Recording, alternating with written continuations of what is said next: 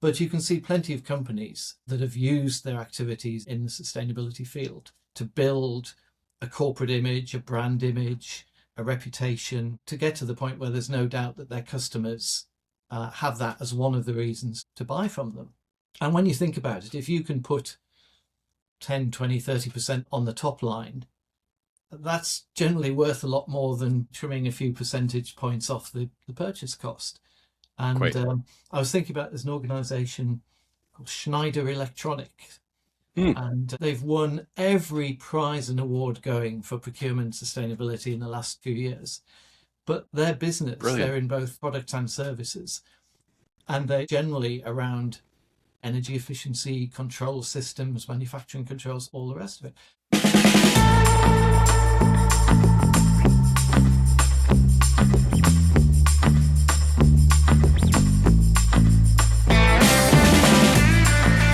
Thank you so much for joining another edition of The Never-Ending Climb for Stronger Supply Chain and Procurement. Today, the great pleasure of being joined by Peter Smith. And Peter Smith is a veteran of the procurement industry, ex-CPO, and author of several books, including Procurement with Purpose. And this really struck a chord for me as something worth talking about in a broader audience. Peter, thank you so much for joining us today.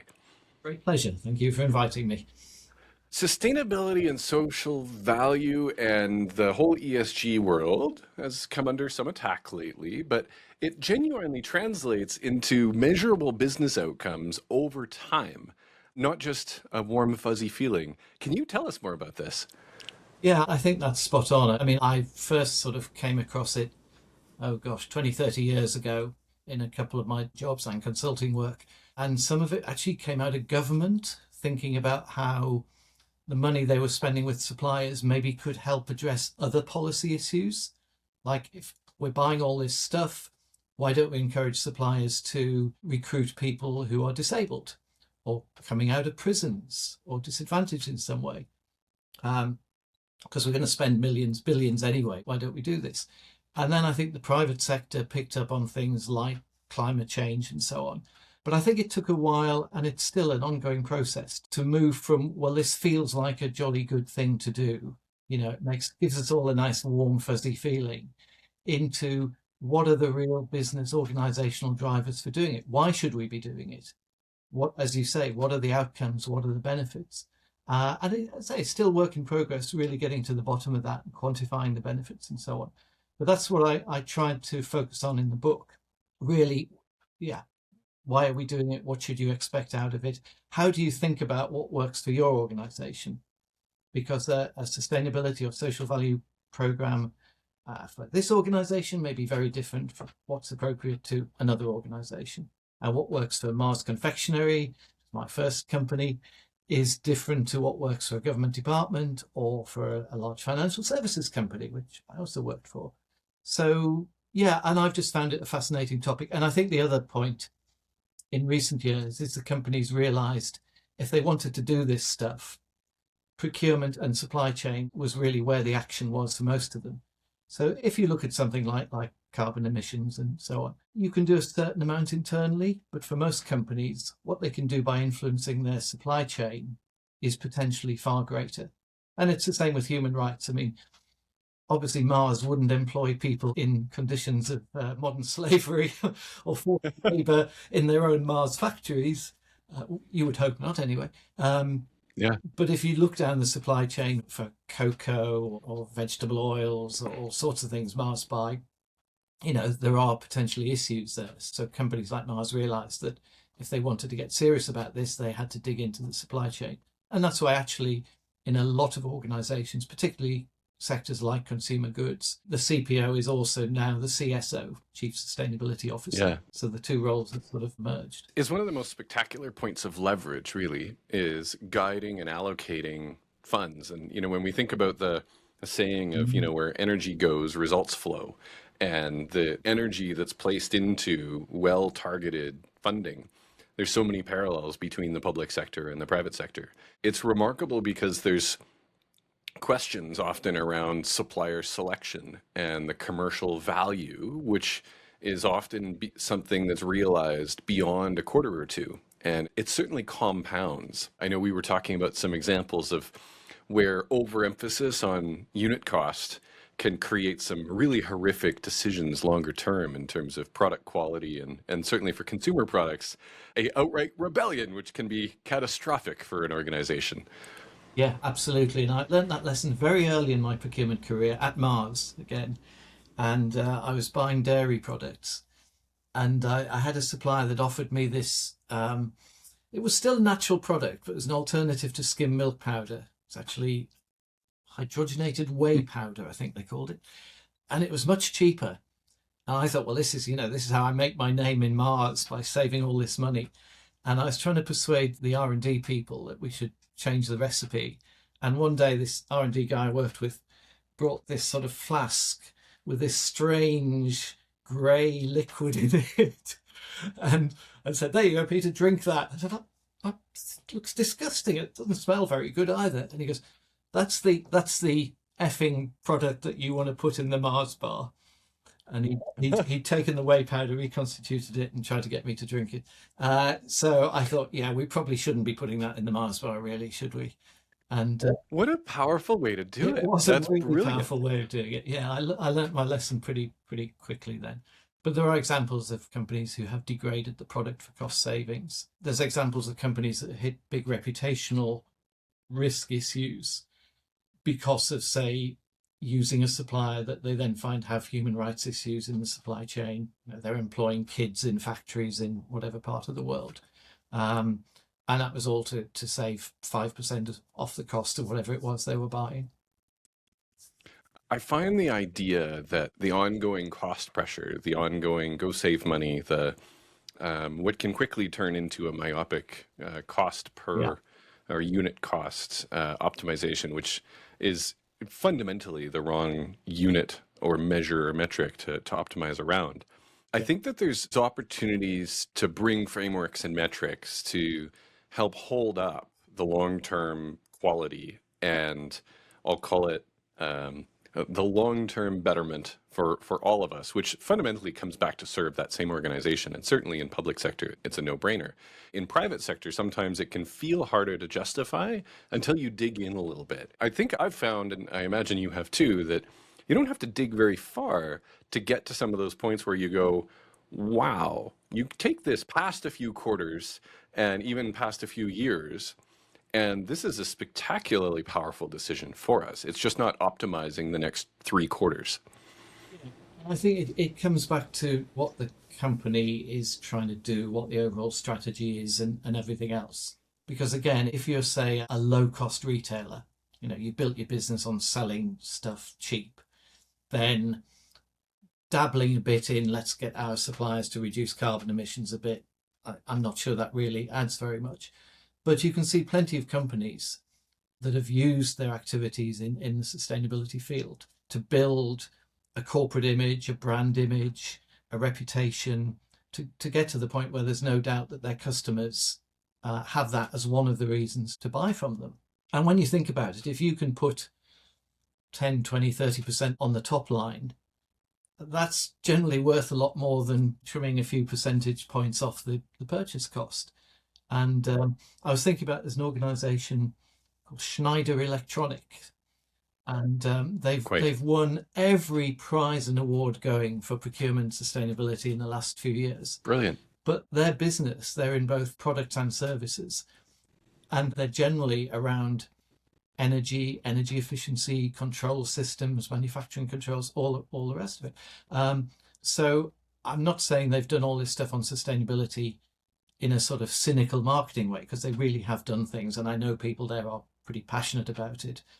But I mean, of course, they push that in all their marketing and their whole image and everything else. And I just checked, it was a good story, but their revenues grew 9% last year, and their EBITDA grew 12%, which in a pretty difficult market, in a fairly industrial marketplace as well, I think is pretty There's something good. powerful in the dividends that pays, isn't it?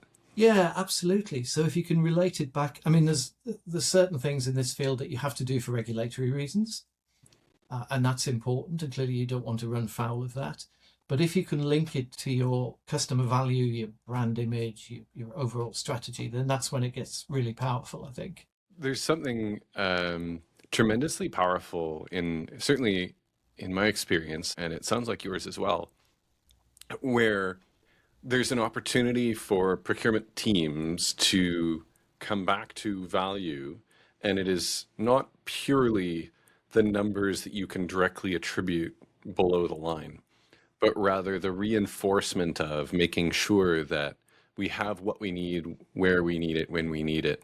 One of my favorite examples was a chemical company who, in supply chain pressure, the natural reaction of a procurement team is to say, mind your price increases, mind your price increases. Instead of what might be the natural reflex, their response, quite measured, strategic, was, I don't care about the price, ship me double.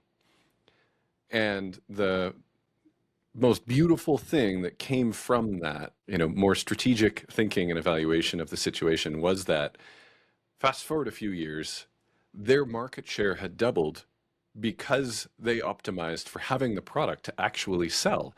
And where all of their competitors were saying, don't increase your prices, they said, I'm not worried about the price. Let's partner, just ship me the product. They had product to sell in a constrained market, and they realized tremendous value and doubled their market share.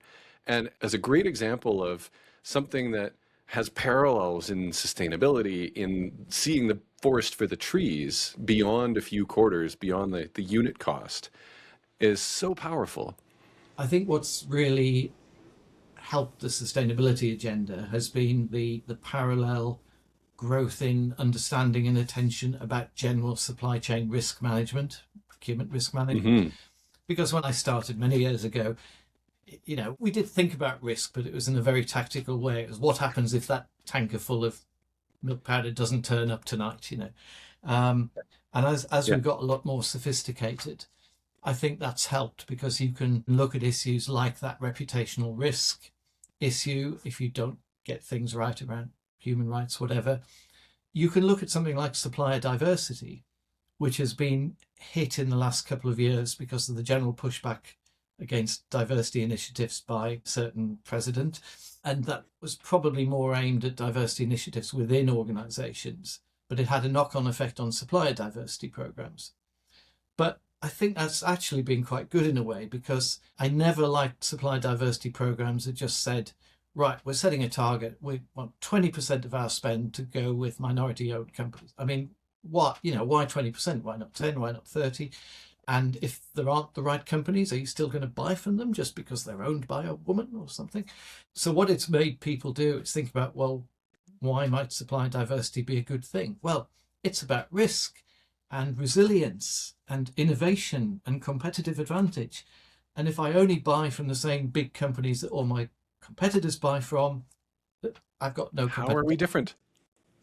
If I'm not open to new startups, whoever they're owned by, quite honestly, if I have barriers to entry that says, we don't buy from any supplier who doesn't turn over $5 million a year, and you have to have all these insurances, and you have to, that actually sustainability has become a barrier to entry in some cases. You have to be registered with EcoVadis and 10 other companies to do your certification. But if we make it impossible for interesting new small companies to do business with us, then we will miss out. So, I would promote Yeah. supply diversity very much in that way, rather than just, we want to help certain Yeah, groups. and I think that diversity of thought, right? If you're sitting in a room and everyone goes, "Great idea, boss," Yeah, this is a terrifying situation. And I think in the absence of some of the diversity of thought, in the space for innovation, the room for new ideas, there's a yeah. gravitation to the norm, to the comfortable, to Wow. the cost efficient. And I, having done a lot of work in the UK public Huh. sector, we've got some supply markets to the public sector that are close to being failed markets. And that ranges from, parts of IT, parts of the defense industry, outsourced services, all sorts of things where, because of risk aversion, really, a small group of suppliers has dominated the market for years or decades.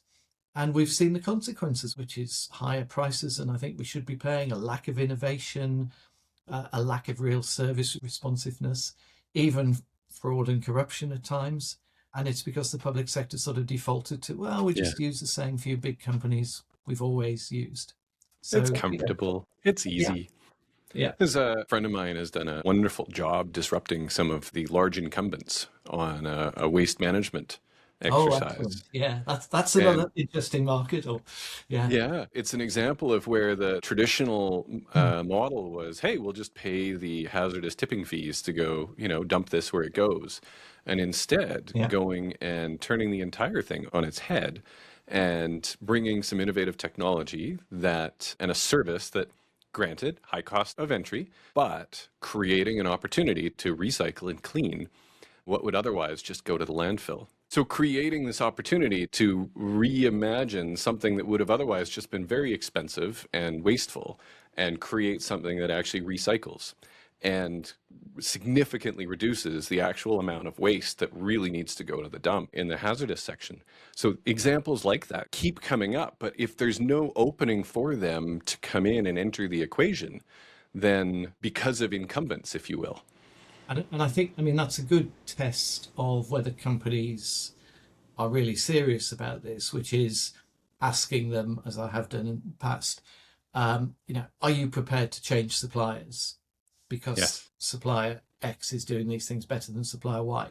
And are you building it into your supplier evaluation processes when you actually come to awarding contracts? So your tendering process. And it's been good to see more and more companies doing that and public sector doing it, and it has to be done carefully. And I have some concerns about some of the more innovative views on how you can do that. But if you're not incorporating it somehow into your choice of suppliers, then you're not serious about it really, because that's, as you said earlier, that power to determine where the organization's money is going is what drives change, really. It does. It's a tremendous power and a tremendous responsibility. I think one of the dimensions Yeah. that is spoken of gently, but certainly recognized, is the impact of some of geopolitics and on some of the other influences around procurement. I know there was a time where, for instance, there may be companies from one part of the world that were looking to move in and buy and succeed, and some of those companies are no longer welcome. There may have been examples of companies that were an incumbent because of some status or flow of capital and power in years gone by, and some of that's shifting these days as well. There's certainly been the word nationalistic has multiple different perspectives. What are you seeing in procurement these days?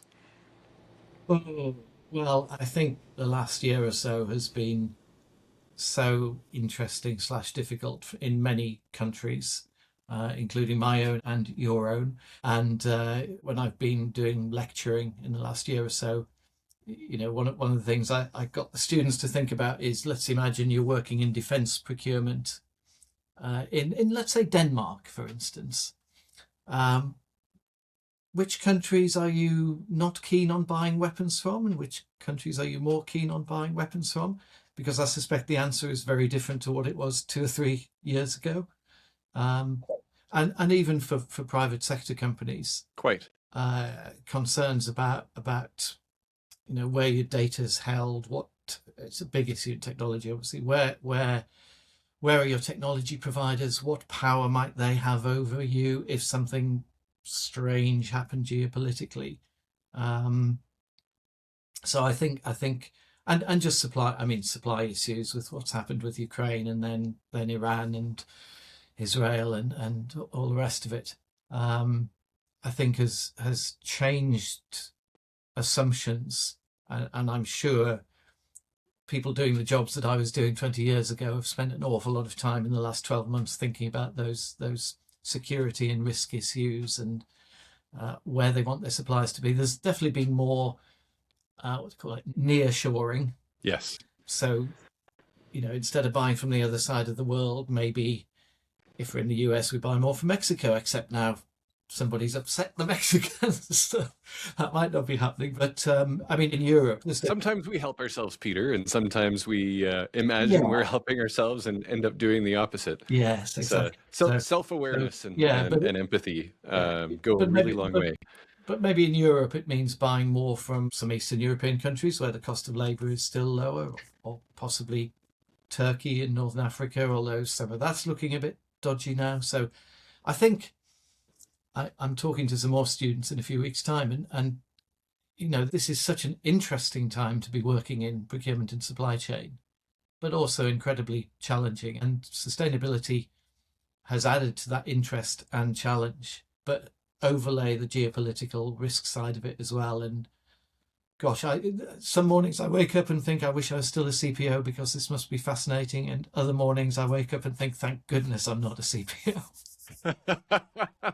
There's we live in interesting times is a blessing and a Exactly. curse, right?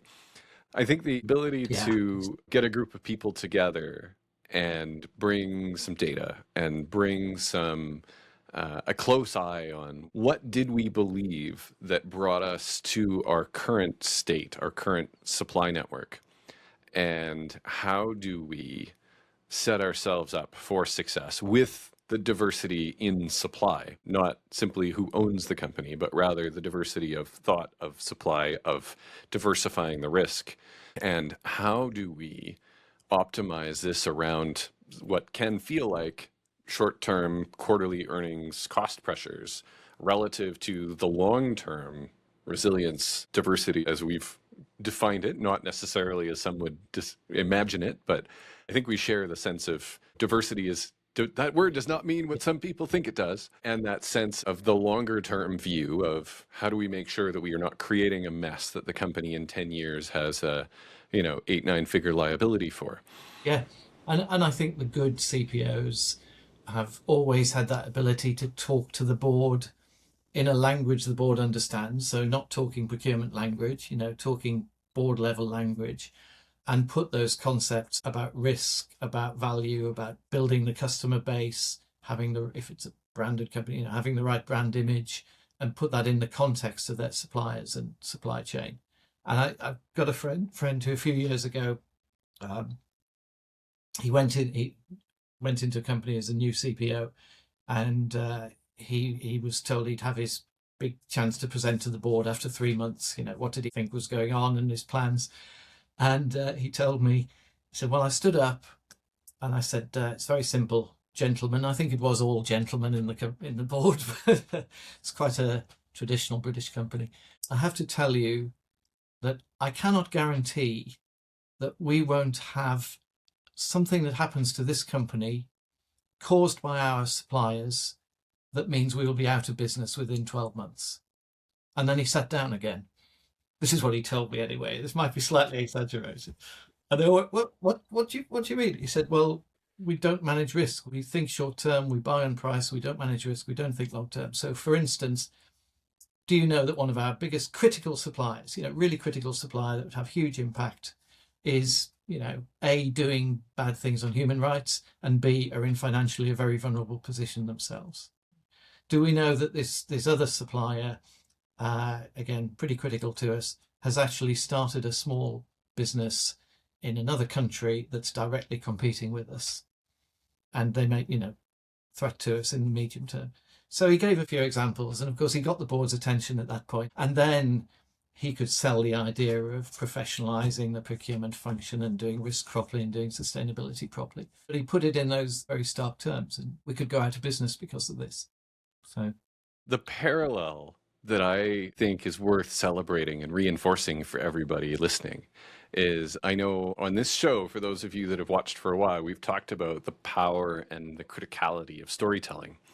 And a story is not something that hits here. A story hits here. And just like somebody bringing a beaker over with a foul-smelling gray liquid and saying, "Did you know this is what was being proposed?" The equivalent of helping the board of directors say, "Wait, excuse me, the whole thing might blow up on us because we have these things that are not properly managed." That's hitting them here and here. That's the powerful combination that I think people can sometimes miss is if we take only the academic approach of, well, longer term, this could happen, but it would cost that. The number anchors, the brain tends to anchor on the number of, well, I don't know if we can afford that. As opposed to the, you know, should we fail to, luck out effectively, then here's the outcome. And hope is such a terrible strategy that in that gentleman's case, he was basically standing up and saying, well, we could use hope as a strategy that something doesn't happen Yeah. and that we all go out of business. But we've found that to be ineffective. It, I I look back and I mean I got to be a CPO quite young, uh, and I wish I could have my time again because I would be a lot better second time round. And one of my problems was I was a mathematician by training, loved numbers, and in my early days and even probably my first CPO role, uh, I thought that as long as I presented the numbers and I was very rational and I could see, logically what I was telling senior people had to make sense. I didn't have to sell myself or my function or tell the stories. They would see logically that these were the right things to do. And gradually you discover that life isn't like that and that it's not how people operate. So, and I think it was partly moving into consultancy and obviously get exposure to more companies quickly was quite good for that. But yeah, I wish I could go, in some ways, I do wish I could go back to being a CPO because I'd be so much better than I was then. So, These are those wonderful opportunities where I know there's a delightful man who is, I think, I'll just say he's at the retirement age, and yeah. he's been very kind in sharing his time, quite valuable, to help share some advice. And for somebody without elaborating, somebody with a career as interesting as his was and the impact that he's had on supply chain, it's really powerful to be able to spend some time with somebody like that. And for you to take some time today, Peter, to share your wisdom and experience with all of the people that participate and watch here, I hope they can take advantage of your book to dive in even further, or books. And I know that you make yourself available for procurement leaders who are looking for a little bit of help, support, and coaching. What's the best way for somebody to get in touch with you, Peter?